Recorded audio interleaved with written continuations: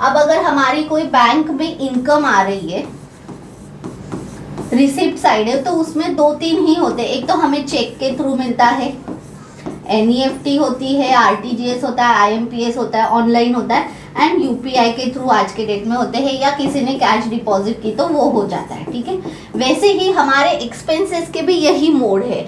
तो अगर वो बैंक से अगर रिकन्सिलेशन करें तो कैश विड्रॉल है या यूपीआई के थ्रू जो भी एक्सपेंसेस होते हैं हमारे, अब पर्सनल एक्सपेंसेस में क्या आ जाता है, ग्रोसरीज है, जो भी हमारे यूटिलिटी एक्सपेंसेस होते हैं, स्कूल फीस होगी, या और भी बहुत सारे an number of personal expenses है। तो इस नोटिस के अंदर वो बता रहे कि मिस्टर ए ने अगर 25 लाख की इनकम दिखाई है, लेकिन उनके बैंक के थ्रू उनके जो हाउस होल्ड एक्सपेंसेस है वो बहुत ही कम है। मीन्स क्या है, उन्होंने 25 लाख इनकम दिखाई है और मे भी उन्होंने हाउस होल्ड के जो एक्सपेंसेस है वो हार्डली 1 लाख 2 लाख या जो भी दिखाए होंगे। तो गवर्नमेंट का कहना है कि अगर आपकी इतनी इनकम है तो आपका कुछ ना कुछ एक्सपेंसेस तो होगा, तो वो आप एक्सपेंसेस कहाँ से कर रहे हो, एक्सपेंसेस का सोर्स ऑफ इनकम क्या है।